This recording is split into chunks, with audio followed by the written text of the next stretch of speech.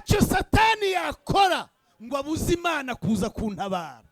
Haleluya. Kubera kuko jewe ndamaronko y'Imana. Yesu nashimwe cyane. Iyi nyitegereje iranezerwa ikavuga ngo dore umuntu naremye ukuntu ari mwiza. None satani yamunyambura. Ntabwo bishoboka. Ntabwo bishoboka. Baguhanurire cyangwa barorere. Abahanuzi baza ari 100 baza ari 1000 babivuge cyangwa barorere. Iyo umuntu yahuye na Yesu amafuta arashira. Iyo umuntu yahuye na Yesu za logique zivaho.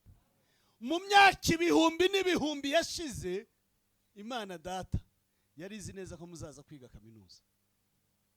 Imyaka ibihumbi n'ibihumbi yashize yari izi neza ko mushumba Rurangwa azashumba ururembo rwa Kigali. Imana yari ibizi. Ariko reka nkwibwirira akabanga ubwo inshuti yanjye. Burizi n'umunsi. Haleluya. Niyo ngiyo gusa nta kandi ndi bucishe ku ruhande. Turavuga iyo ngiyo gusa hanyuma Imana yacu himbazwe. Turanezerewe cyane mu mitima yacu kuba twaje guterana namwe. Kandi turibwira ko Imana iri kumwe natwe twese. Haleluya. Haleluya. Turibwira ko Imana iri kumwe natwe. Kandi ndibwira ko nawe watangiye kuyumva. Mbariza mwene so mwegeranye iti hari akantu wumva kariho karazamo.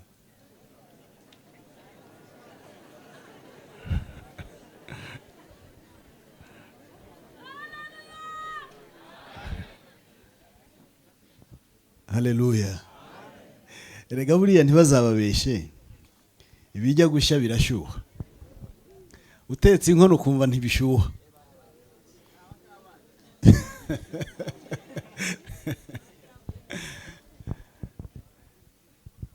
Mbwirira mwene so ngo yakoze biriya bya mbere. Niyo tugiye kuganira.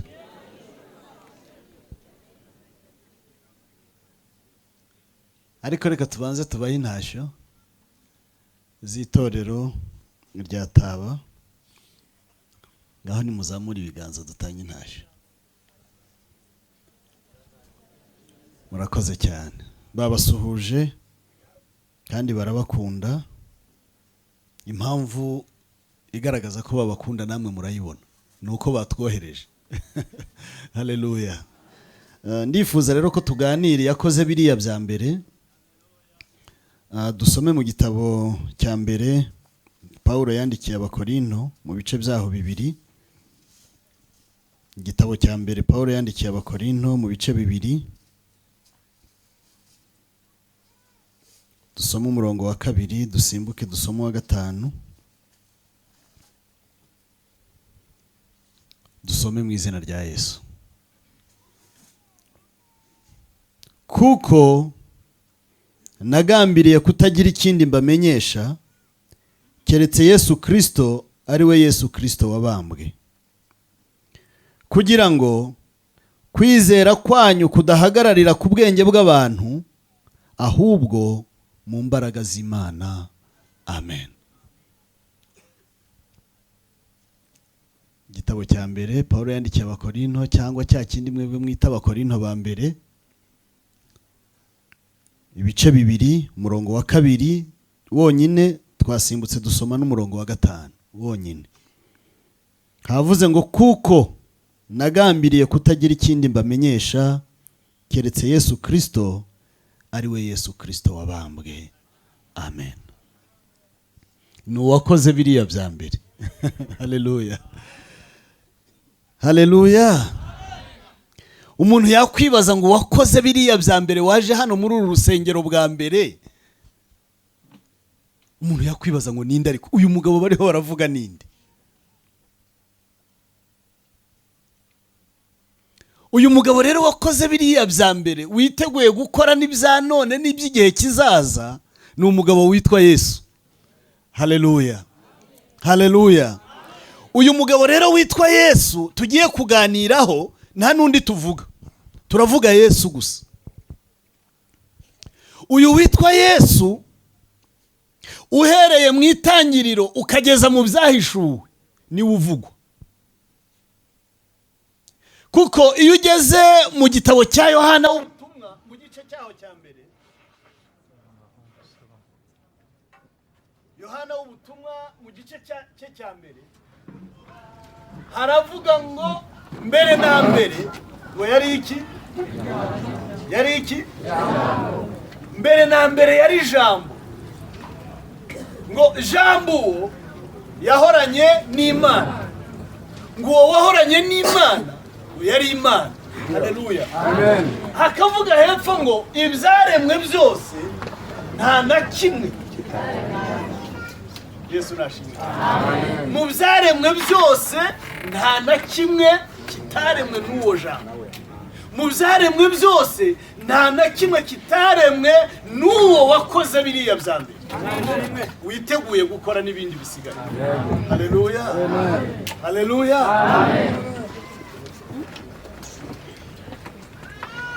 Mbere na mbere yari jambo.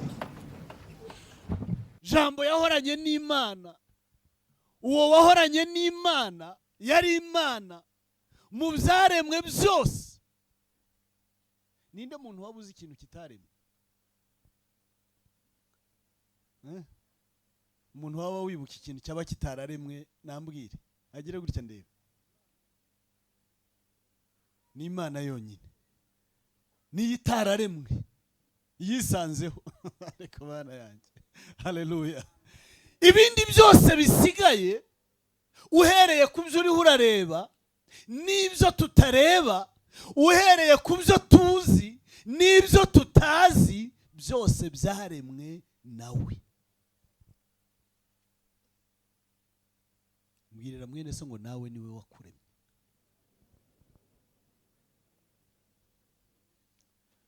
Ubwo yaturemye rero abasha no kutugira uko. Yego. Ubu ibikara biri hano byose ashatse yabihindura inzobe. Inzobe zose akazihindura ibikara bikivanga. Wataha bakavuga ariko se ni wa muhungu wangera byagenze bite? Haleluya. Kuko ngo ikibumbano ngo nticyabazwa ngo nticyabwira uwakibumbye ngo wambumbye nabi. Ngo kuko abasha kukimena ngo akakibumbamo ikindi ashaka. Namanangara iyo nkubonye sangurenge yuko bambwiye kandi ijwi ryawe rindutira amajwi yose n'amanuva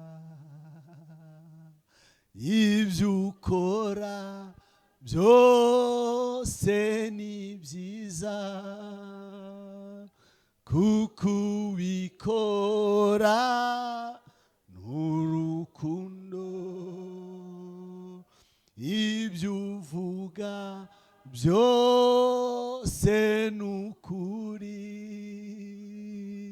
kuko ubivuga n'urukundo nisanze mu rukundo rwawe wambereye uburuhukiro n'ubuntu bwawe bumpagije ndi kumwe nawe ndi kumwe nawe barutse. Haleluya. Uwo niwe tuvuga wenyine gusa. Uwo nguwo ushobora gusanga umuntu ababaye, haleluya, agatuma anezerwa. Ubu ahangaha twicaye ku bwa kavukire yacu harimo abatari bakwiriye guseka, ariko uyu munsi baraseka. haleluya. Ku bwa kavukire yacu, ku bw'aho twakomotse, harimo abantu batari bakwiriye guseka, ariko baraseka. Bavuze ngo korari y'abanyeshuri ngo bo muri sepu nihaguruke, numva ndafashijwe. Ariko sha mwebwe mwirebye mukisubiramo neza, nta bantu batari kuziga kaminuza mwayize muteze?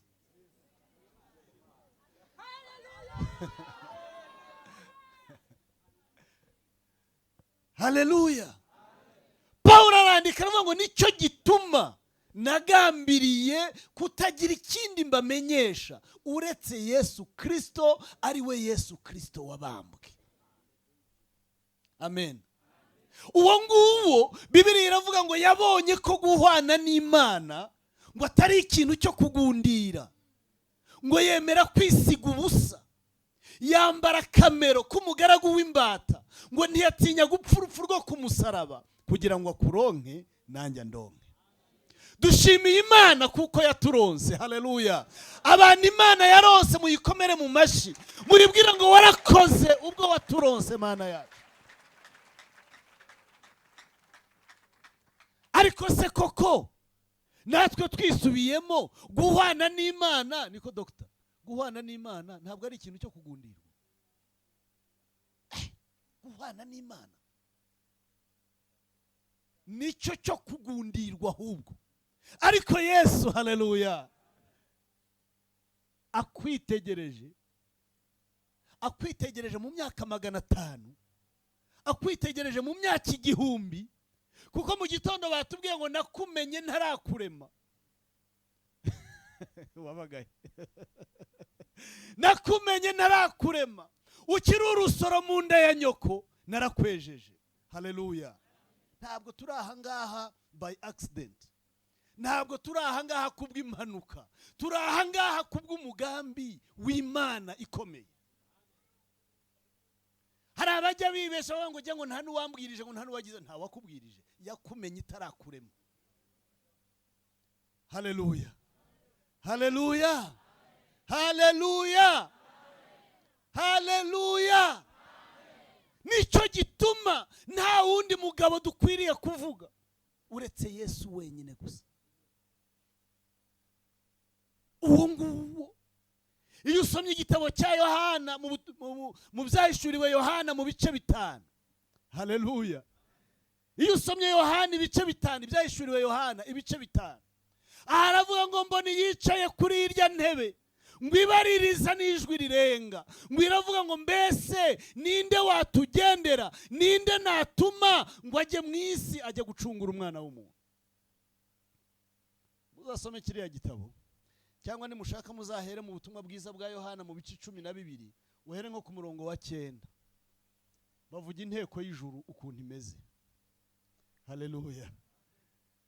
Aho ngaho ngo Imana yari yakoresheje umukutano, yari yakoresheje inama ikomeye ishakisha umuntu wajya gucungura umuntu ku isi. Ariko nawe byibuke uko wari umeze, ninde wari kugushobora?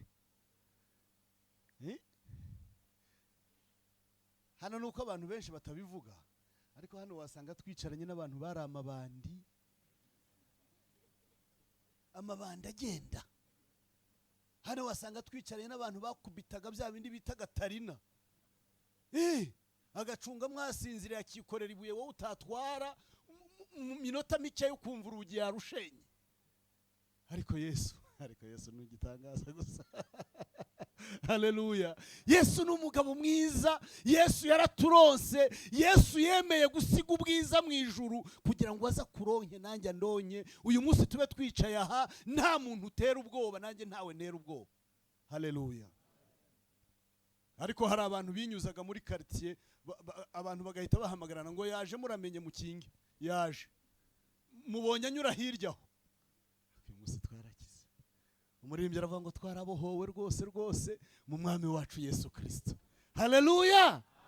Twarabohowe rwose mu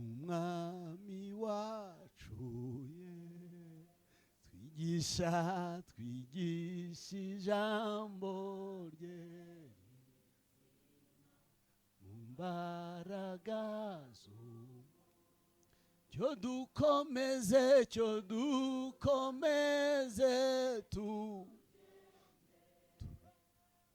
turinde ibigerageza turwana intambara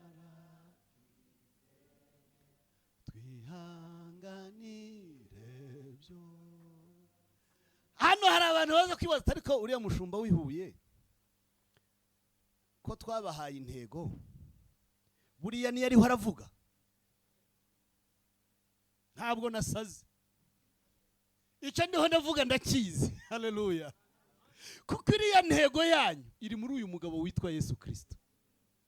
Yesu Kristo naza mambo kwisha. Nubona Yesu yinjiye menya ngo ibyo dushaka turabibonye.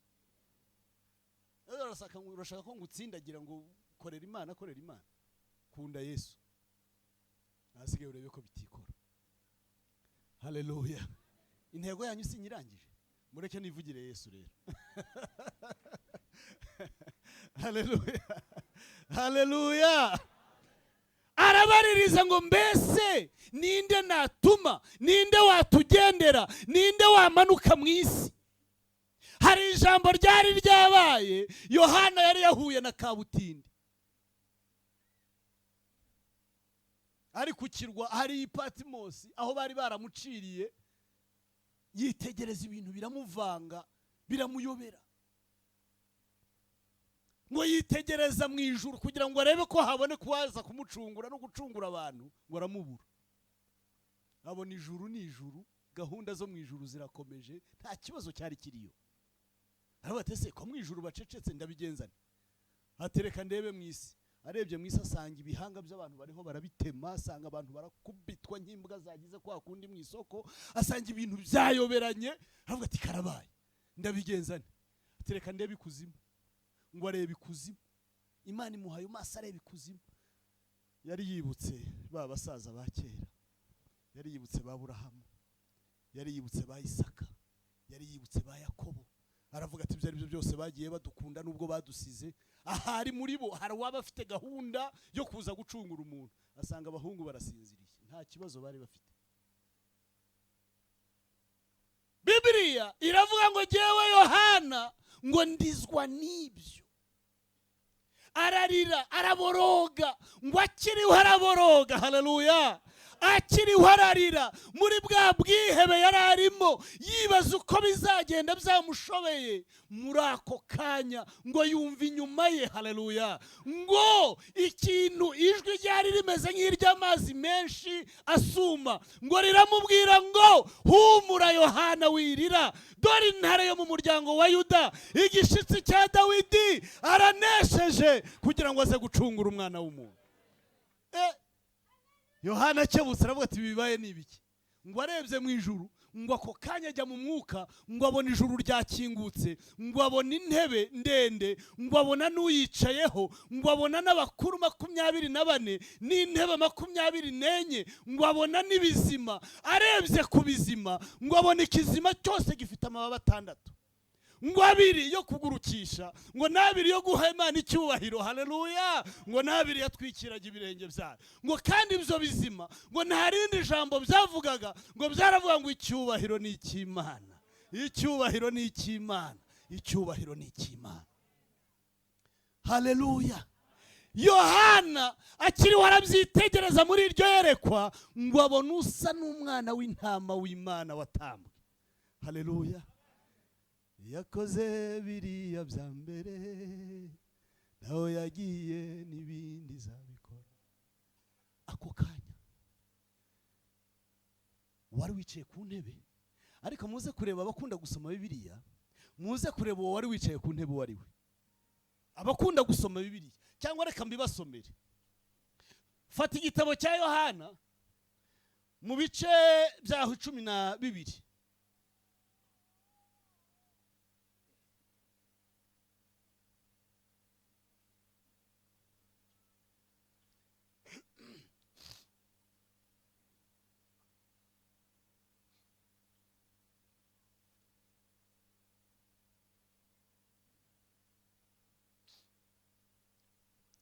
haleluya, haleluya, haleluya. Abantu benshi b'abayuda ku murongo wa 9 bamenye ko ahari baraza. Icyakora si ku bwa Yesu gusa, ahubwo ni ukugira ngo barebe na Lazaro yazuye. Imana yacu nishimwe cyane. Ya ntego yanyu iri muri 26 havuze ngo umuntu nankorera nkurikire, kuko ahondi n'umugaragu wanjye ariho azaba. Umuntu nankorera, data azamuha iki? Data azamuha icyubahiro. Imana yacu ishimwe cyane. Hariya rero kuri ya ntebe, haleluya, kuri ya ntebe iyo usomye hahandi mu byahishuwe twavuye, haravuga ngo haleluya, ngo mbona usa n'umwana w'intama w'Imana, ngo afite amahembe angahe? 7. Bibiliya rero iratwereka ngo uwari wicaye kuri iriya ntebe, ngo imbere ye, ngo kuri iyo ntebe, ngo haturukaga imirabyo, hagaturuka inkuba, ngo kandi imbere yayo, haleluya, haleluya, ngo haturukaga imyuka 7 iyikorera. Mwamwumvise rero, wicara kuri ya ntebe ni umwami Yesu, nta wundi. Haleluya, haleluya, haleluya. Ubaza nagiye mu byo mudakunda, nagiye mu byo mudakunda. Reka nze mbabwire ngo tuzajya mu ijuru mu mwanya, ariko tubanze tugume ku isi bukeya. Tubanze twumve uyu mugabo uzatujyana mu ijuru wari we, tubanze twumve imiterere ye. Haleluya. Uwo mugabo rero Yohana akiriho aribaza ati se biragenda bite? Mu kanya gatoya ngo abona ngo usa n'umwana w'intama w'Imana watambwe, ngo ufite amahembe 7, ngo babona arahagurutse. Haleluya. Ngo arahaguruka aragenda, ngo yenda cya gitabo. Yesu nashimwe cyane. Ngo yenda cya gitabo, ngo amena ibimenyetso 7 by'ubushishi, ngo byari bigifatanije. Ako kanya babakuru 24 byabizima 4. Haleluya. Ndetse ngo haboneka n'indi nteko ngo y'abamarayika benshi, ngo bose bahimba indirimbo nshya, ngo baravuga ngo icyubahiro ni icy'Imana, ngo icyubahiro ni icy'umwana w'intama w'Imana. Haleluya. Ngo kuko ari wowe watambwe, ngo utambiwe Imana, indimi n'imiryango, ngo kuva isi n'ijuru bitari byarimo. Nuvuga ngo twebwe twacunguwe isi n'ijuru bitararimo. Muzamurira icyubahiro. Yesu nashimwe cyane. Mu myaka ibihumbi n'ibihumbi yashize, Imana data yari izi neza ko muzaza kwiga kaminuza. Imyaka ibihumbi n'ibihumbi yashize, yari izi neza ko mushumba Rurangwa azashumba ururembo rwa Kigali. Imana yari ibizi. Ariko reka nkwibwirira akabanga, ubwo ni inshuti yanjye. Burizi n'umunsi uzavaho.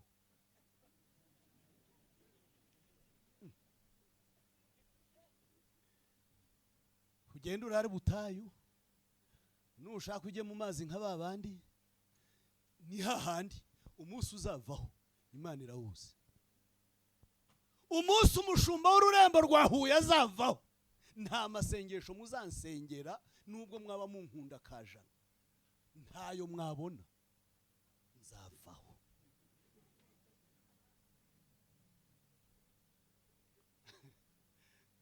Dore pastor ukuntu ndeba, humura sinkuvuga.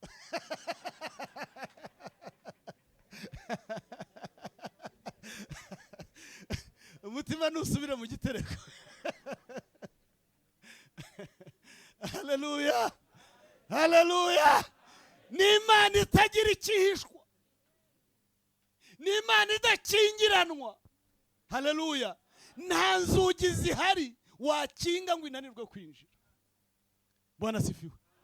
Ndashaka kukwibira kakabanga rero, nta nicyo satani yakora ngo abuze Imana kugutabara. Suhuza mwene se umubwire uti komera rero. Ntacyo satani yakora ngo abuze Imana kuza kuntabara. Haleluya. Kubera kuko jewe ndamaronko y'Imana. Yesu nashimwe cyane. Iyi nyitegereje iranezerwa, ikavuga ngo dore umuntu naremye ukuntu ari mwiza, none satani yamunyambura. Ntabwo bishoboka, ntabwo bishoboka. Baguhanurire cyangwa barorere. abahanuzi baza ari 100 baza ari 1000 babivuge cyangwa baroreri. Ntabwo satani yanyambura Imana. Haleluya, haleluya. Buriya abahanuzi baduhanuriye no kugira ngo gusaba turema agatima, ariko abahanuzi babona ikise. Abahanuzi babona ibintu biri aho ngaho ahantu Imana yabitendetse, za gahunda zayo nizo bareba. Burya rero bareba ibihari. Bwira mwene so ngo bareba ibihari.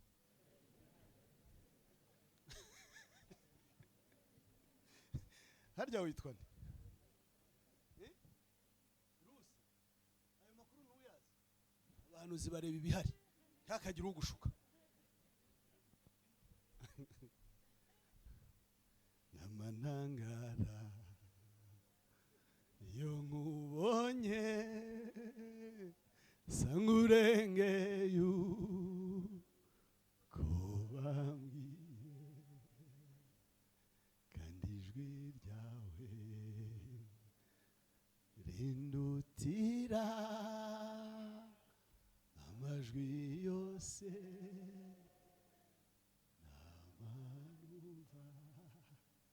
Oh, haleluya! Namanangara Yesu yo nkubonye. Iyo umuntu yahuye na Yesu amafuta arashira.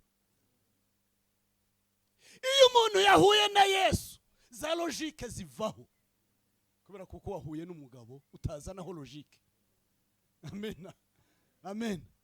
Logique ni iz'abantu batarakubitana nawe, ariko iyo mwakubitanye sawa sawa arakubwira ngo icara, ukicara.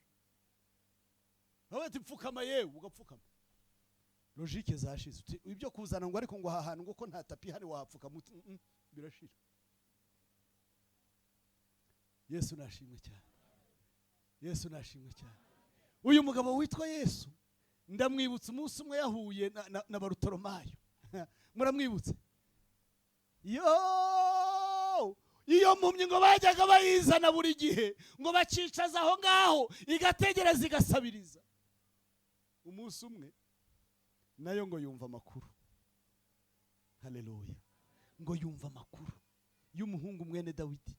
Mwene Dawidi ngo yumva ayo makuru, barakomeza barayavuga, ariko bakavuga ya makuru, bakavuga ukuntu uwo mugabo witwa Yesu agira neza, bakavuga ukuntu atanga ibiryo, bakavuga ukuntu rwose abambaye ubusa bambika, bakavuga ukuntu ari se w'imfubyi, bakavuga ukuntu ari umugabo w'abapfakazi, ariko yampumye igakomeza igahuma. Umunsi umwe ngo yicaye isabiriza ngo yumva urusaku, irabaza ati ariko ibyo ni ibiki? Bati ni Yesu mwene Dawidi unyuze hano. Niwe wa wundi numvanye bya bindi? Bati niwe. Yesu abarahanyuze. Umuhungu ashira urushyi ku muntu ati nabara nabara nabara. Abantu bati uya mugabo n'umunyacyubahiro, komeza usabirize. Abantu ni babi, attention. Abantu ni bitangaza. Abari bajyanye na Yesu bari bazi neza yuko Yesu abasha kumukiza, ariko baramubwira ntiwongere, ni umunyacyubahiro ntabamusakuriza. Umva, shyira urushyi ku muntu uboroge, utabaza utakamba uvuga uti ndi hano ntabara. Umuririmbyi yaravuze ngo ntumiteho mukiza we, ahubwo wumva uko nganya. Arangira ngo kandi ubwo ugenderera abandi. Tureba abantu baherutse kugendererwa n'uwo mugabo. Haleluya. Aravuga ngo ubwo ugenderera abandi nanjye ntusige.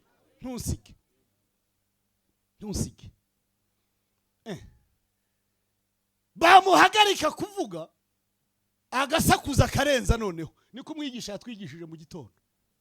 Bamuhagarika kuvuga agasakuza cyane. Umwigisha mu gitondo yatubwiye ngo dusige satani aho ariho arasakuriza, twigira imbere.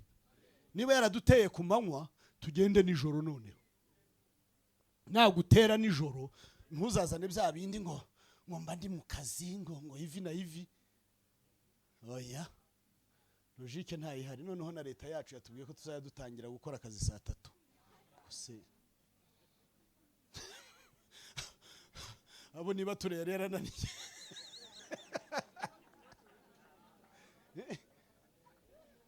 muzitwaza iki?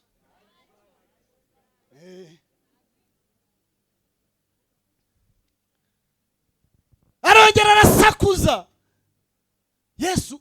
Ariko muzi igitangaza, abakunda gusoma muzi ko Yesu yari yarenze yagiye, yarageze nk'ahariya akaruru k'impumyi karongera karamukoma, yongera yumva akaruru. Yesu arangira ati ariko ubu ninde bati yewe byihorere, ni impumyi iri hariya, niko yabaye, twigendere. Bageheze bari bazi cyazanye Yesu. Yesu yari yarazanywe n'impumyi. Yesu yazanywe n'abatagira kivurira. Yesu yazanywe n'abatagira kirengera. Yesu yazanywe nawe, Yesu yazanywe nanjye kugira ngo aturonke, aduhanagure umwanda wose, hanyuma umunsi umwe azatujyane mu ijuru. Biblia ijambo ry'Imana iravuga ngo reka ngo itorero ryayo ngo azaryishira ridafite ikizinga, ridafite n'umunkanyari wose. Tuzagenda twemye. Haleluya, haleluya, haleluya. Iyo puderi ntiraboneka, iyo puderi ntiraboneka, uwo munsi Yesu azadusiga pudere nyayo. Haleluya, azatwambika umwenda nyawo. Yesu nashimwe cyane, kuko Bibiliya iravuga ngo uwo munsi ngo azatubera Imana, ngo natwe tuzamubera abana. Yesu nashimwe cyane. Kandi ngo hari ikindi kintu kidasanzwe azakora mu myaka 3 n'igice turi iyo hejuru mu ijuru, ngo azicara azane ibase y'amazi. Haleluya, ngo azane n'isabune n'igitambaro, aduhanagura amarira twarize, aduhanagura umukungugu wose, aduhanaguze ka gasumeke, adusiga amavuta. Hanyuma haleluya, habeho indi myaka rero yo gupima imirimo. Hanyuma iyo myaka nirangira yo gupima imirimo, uwo munsi ijuru rizakinguka, niwo munsi tuzahura n'Imana data imbona nkubone. Yesu nashimwe cyane. Ubu rero baratureba twicaye hano bakadukinisha, ariko hari umunsi tuzahura na data imbona nkubone. Haleluya. Aravuga ngo uwo ninde? Baramubwira ngo ni impumyi yihorere, ni kwihora mu gitondo iba yicaye hariya isabiriza, nta kimaze, nta kikora, nuko yabaye, twigendere. Ariko Yesu atoya, niwe wanzanye. Bwira mwene suti ni wowe wazanye Yesu, ni wowe watumye Yesu aza.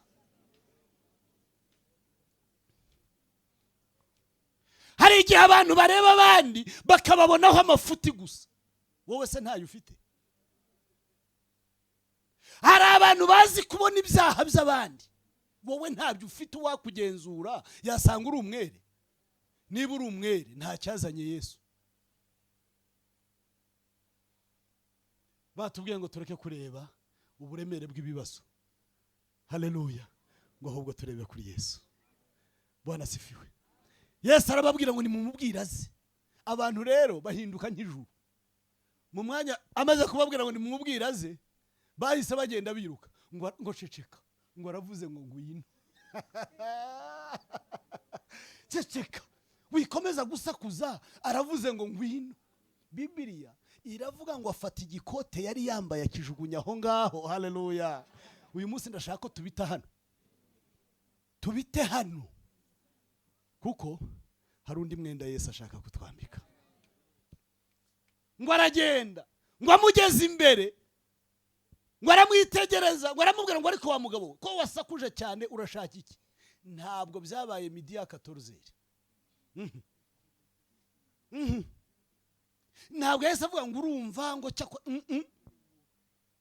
Yaramubwiye tumva, ndashaka guhumuka, nta kindi. Iby'ibyaha yewe icyo nshaka ni uguhumuka. Yesu ati nibyo ushaka, ntabwo ngo humuka. Haleluya. Uyu munsi hari ijambo wakwibwirira Yesu. Iryo jambo rero ntabwo ari ngombwa kujya kurisoma mu bitabo. ntabwo ari ngombwa kubanza kwiyiriza kugira ngo urimenye. Iryo jambo urarizi, ni ijambo riruta ndi muri wowe. Yesu arakubwiye ngo urashaka iki? Nawe aramusubiza ngo ndashaka guhumuka. Nawe aramubwira ngo humuka. Ako kanya ngo arahumuka, arareba, arabona, arasimbuka. Yesu ati kusimbuka cyane. Ati ndagukurikira. Undi atoya unkurikira hehe? Abantu bubu umuntu akizwa none agahita bumuhanuza uwo munsi. Oya, Yesu yaravuze ngo banza utari, ugende ujye kwiyereka abatambyi, ubone kuzaza uhanure. Amen. Nicyo gituma nagambiriye kutagira ikindi bamenyesha bantu bo kwitorero rya Segem.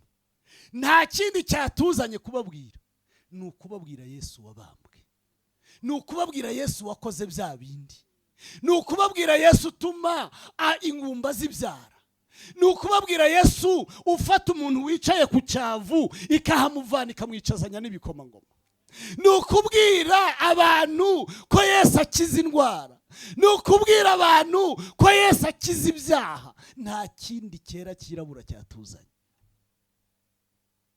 Naho iby'amazu mwubaka, Imana ibaha umugisha. N'ubundi hano harashyushye, nitujya hariya bizaba ari sawa. Haleluya. Ni Yesu muzaba mugiriye neza se? Ruriya rusengero ni murwuzuza, ninde muzaba mugiriye neza? Ni Yesu. Azaza yugamemo, nta zuba ryamutwika ribaho, nta n'imvura yamunyagira ihari, nta n'imbeho yamwica ihari, nta bihari. Niturwuzuza tuzaba twigiriye neza.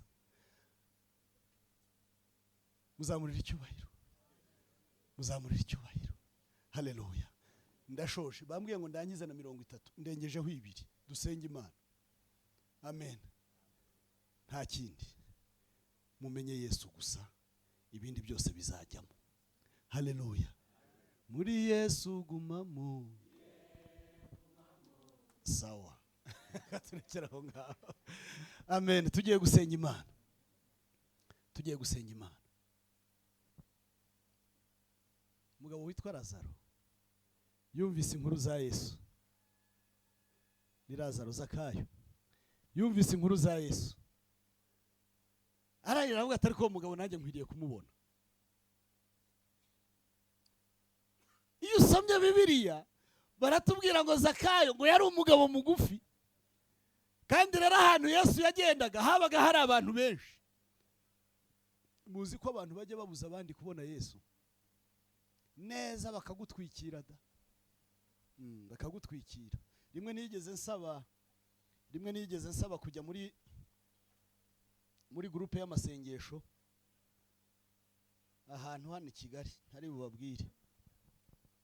Wasanga bari bayigize barimo hano, nkaba ndarikoze. Ndandika jewe n'undi musore, turandika dusaba kujya muri iyo groupe y'amasengesho. Barangije nabo baradusubiza ngo ya groupe yacu nisengana n'abana. Umuntu wari wararangije ishuri, ari uko nari umushomeri gusa, nta kazi mfite, ntarakabona. Ubwo nari umwana koko. Barankingirije rwose. Abantu bajya babuza abandi, bakagukingiriza, bakagutwikira, ukaba ntaho wamenera. Ariko uyu munsi uvuze induru, umubwira uti Yesu we, nanjye ndahari, nanjye ndahari. Hari abantu bazi ko Umwuka Wera byarangiye, ngo hari abantu bawuzuye, hari n'abantu bagomba kuduhanurira, hari abagomba kuvuga ibyo Imana yavuze, nta bandi. Wakwikunkumura gato ngo ariko wakana, hanyuma bizagenda bite? Oya. Haleluya. Uyu munsi urashaka gutahana na Yesu. Uyu munsi urashaka kubona ibindi bintu bidasanzwe muri wowe. Uyu munsi urashaka kubona ibisha. Abantu bashaka kubona ibisha muri bo, mugire gutya. Muhaguruke rero dusenge. Ubwo mushaka kwibonaho ibintu bishyashya, ubwo mushaka kwibonaho ibindi bishyashya byo muri Kristo Yesu, hari igihe tujya tugira ngo twagezeyo tugera hehe, nta na milimetero y'ibyo yaho tugomba kujya twari twagenda ntayo. Haleluya. Tugiye gusenga Imana. Aba nabashaka kubona ibisha, ababona ibisha nababonye n'ibindi bya mbere, ariko byashoboka ko hari n'abatarabona na kimwe. Hari ababyumvaga nkaho atari ibyabo, hari ababyumvaga nk'abashitsi, ariko uyu munsi nawe urashaka Yesu wawe uri mu mutima wawe, uzajya ugendana nawe ku manywa, akagendana nawe nijoro, waba uryamye mukaba muri kumwe, uri mu mirimo mukaba muri kumwe, mu gihe ukiri umushomeri mukaba muri kumwe, igihe uzaba wabonye akazi mukagendana, muri bwa bucuruzi bwawe bunini cyangwa butoya mukaba muri kumwe n'uwo mugabo witwa Yesu. Haleluya. Hari abantu bataramwakira uyu mugabo witwa Yesu, umugabo uruta abandi bagabo bose, umugabo udakingiranwa n'ikintu na kimwe, umuntu utaramwakira. Nagire gutya, tugiye gusenga Imana, nawe turamusengera. Umuntu utarakizwa, mbega niwe navuze, hari uhari azamura ikiganza. Imana ishimwe. Ndabona twese ari uko dushaka ibishyashya. Reka saba umushumba w'ururembo yigire hino amfashe gusenga Imana. Dusenge tubwire Yesu ngo duhe gutera indi ntambwe, duhe kongera kwigira imbere, duhe kuza aho uri. Haleluya. Duhe kugusanga aho uri kugira ngo duhinduke duse nawe. Karibu umushumba gusenga.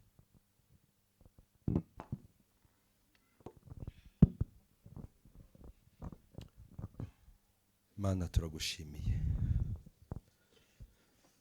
duciye bugufi imbere y'amaso yawe. Ni wewe wenyine ukwiriye kuvugwa. Uhereye kera twagiye twumva inkuru zawe, uburyo wagiye ubana n'abatubanjirije. Twumvise uburyo wagiye uba Imana ikiza, kandi n'uyu munsi uracyakiza ukabigaragaza. Wagiye utabara abatubanjirije mu bihe bikomeye. Ndibuka rimwe Abisirayeli bataha mu gihugu cy'amasezerano, basumbirijwe n'ingabo za Farawo, babona zigiye kubatsinda mu rugendo, ariko urabatabara. N'uyu munsi uracyatabara. Bibiliya tubwira ngo warabahindukiriye, ugira ijisho ureba ariya magare, inziga zikuraho ku magare, ndetse ngo bitangira gukururuka bigoranye. N'uyu munsi hari ibyo ujya ureba igitsure ukabireba ukuntu, bigatuma bitatugeraho ububasha. Mana, uko wari uri kera n'uyu munsi ni kuri. Turi imbere yawe kubw'ijambo ryawe tumaze kumva, dusanze nta yindi Mana, nta wundi ukwiriye kuvugwa, nta wundi ukwiriye kubahwa, nta wundi ukwiriye kwiringirwa uretse wowe Kristo, wakomotse mu rubyaro rwa Dawidi. Teraniro ryose rihagurukira imbere yawe, kuko twasanze ari wewe wenyine dukeneye mu buzima bwacu. Abagore bakeneye Yesu wenyine mu buzima bwabo, mu rugo rwabo. Abagabo baragukeneye mu buzima bwabo, mu mirimo bakora mu ngo zabo. Abana baragukeneye. Yesu wenyine ni wowe ukenewe kugira ngo ibyacu bijye ku murongo, ibyari byarabuze icyerekezo bigira icyerekezo, ibyari byarabuze isura bigira isura, ibyari byarabuze agaciro bigira agaciro. Injira mu byacu, injira mu bacu, ngwino uganze kandi utegeke, kuko wowe nuza. Winjiye kwa Simoni w'umubembe, ntiwinjira gusa, ahubwo urakaraba murasangira.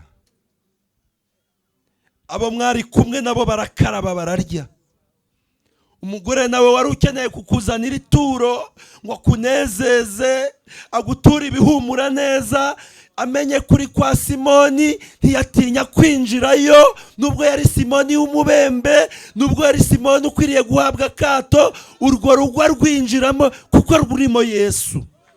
Nugera iwacu abari baraduhaye akato bazaza, imiryango yari yaraduciye izaza, abagabo bari barimye agaciro abagore babo nibagira Yesu bazakabaha, abagore bari barimye agaciro abagabo babo nibakira Yesu neza bazakabaha. Ngwino mu bana bacu, ngwino mu miryango, ngwino mu itorero. Maso yacu arifuza kubona ibindi bintu bishya, amaso yacu arifuza kongera kukubona bundi bushya. Ngwino twihishurire, twongere tukubone, twongere tukubone, twongere tukubone. Nitukubona ibyo biraduhesha kutongera kubona ibicantege, kuko muri uru rugendo ibicantege ni byinshi, bitubuza kugana iyo tujya ni byinshi, bibuza abantu, ibikerereje abantu mu rugendo ni byinshi. Ariko Yesu wenyine itamururira umuntu wese uraha, yongera abone Yesu, yongera kubone. Urakoze, turagushimiye ko uri kumwe natwe kandi ukoze ikintu gishya ku muntu wese wumvise iri jambo. Uze uganze imiryango, uganze abiyitaga ko ari abanyembaraga, aho ugeze ibintu bifata icyerekezo. Abasore b'imigenda bazagenda, bazaruha, bazacogora, bazagwa rwose, ariko abagutegereza, haleluya, haleluya, ariko abategereza Uwiteka ngo bazajya bagenda basubizwamo intege nshya, bazagenda be kunanirwa. Abahuye na Yesu bazagenda be gucogora, ngo bazagurukisha amababa nk'ibisiga, bazagenda bazasimbuka ibyo abandi bananirwa gusimbuka, bazarenga ibyo abandi bananirwa kurenga, bazarenga ibibazo bagurukisha amababa nk'ibisiga. Twambika imbaraga nshya, saje mubaha intege nshya mu izina rya Kristo Yesu, barinde gucogorera mu rugendo. Urakoze, turagushimiye. Umugisha wawe nuwe ku muntu wese wumvise iri jambo, kandi umwigisha nawe mwongerera imbaraga, mwongerera amavuta, kandi ijambo ryawe rikomeze kuba muri we rigwiriye. Tubisabye Imana Data, twizeye mu izina rya Kristo Yesu, amen. Amen. Haleluya.